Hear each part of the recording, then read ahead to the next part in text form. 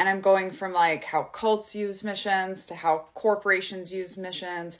And I'm going to use missions to manipulate people often and to get their labor. And then I'm going to slide right into Mormon missions as kind of an ultimate example of missionizing in order to exploit labor. Hi, my name is Julia. I served my mission from 2012 to 2014. I served in Salt Lake, Park City, Green River, Wyoming, Holiday, that whole area.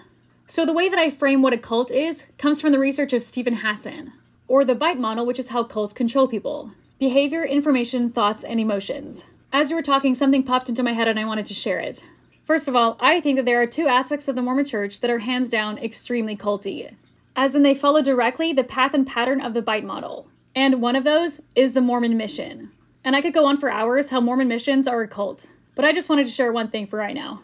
So within the aspect of information control, Stephen Hassan describes it a little further. Cults engage in information control when they minimize or discourage access to non-cult sources of information, including internet, TV, radio, books, articles, newspapers, magazines, media. Critical information, former members, keep members busy so they don't have time to think and investigate, control through cell phone with texting, calls, internet tracking. All of this is heavily practiced on a Mormon mission. But right now I wanted to talk about books. So as a missionary, your study time is dedicated to 3 different books. The Scriptures, your Preach My Gospel Manual, and the Little White Bible or the Mission Handbook. You are to read your Scriptures for an hour a day, the Preach My Gospel Manual for an hour a day, and at least 3 pages of the handbook every single day. Outside of these 3 books, missionaries are only allowed to read 4 other books, or at least during the time that I served. And those books are Our Heritage, True to the Faith, Our Search for Happiness, and Jesus the Christ.